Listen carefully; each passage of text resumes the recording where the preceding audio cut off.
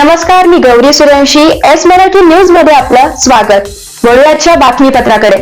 चांदवड तालुक्यातील वडनेर भैरव गावात संतोष भगत हे आपल्या परिवारासह मोलमजुरी करत उदरनिर्वाह करत होते.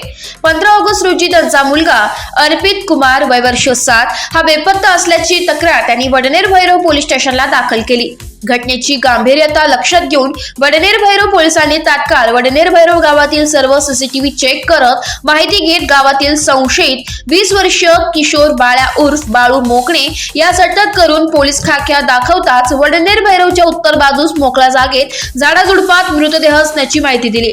पोलिसांनी तात्काळ घटनास्थळी संशयित आरोपीला सोबत घेऊन पाहणी केली असता मृतदेह मिळून आलाय. गेल्या 3 दिवसांपासून बेपत्ता असलेल्या मुलाचा मृतदेह झाल्याची बातमी कुटुंबियांना कळताच दुःखाचा डोंगर कोसळला. वडनेर भैरव पोलिसांनी मृतदेह ताब्यात घेऊन शवविच्छेदनासाठी नाशिक येथील सरकारी रुग्णालयात पाठवला असून संशयित आरोपी विरोधात उशिरापर्यंत गुन्हा नोंदवण्याचे काम चालू होते.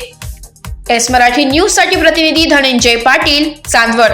अशाच ताज्या घडामोडी जाणून घेण्यासाठी आमच्या एस मराठी न्यूजला लाईक करा, शेअर करा, सबस्क्राईब करा आणि पाहत रहा एस मराठी न्यूज.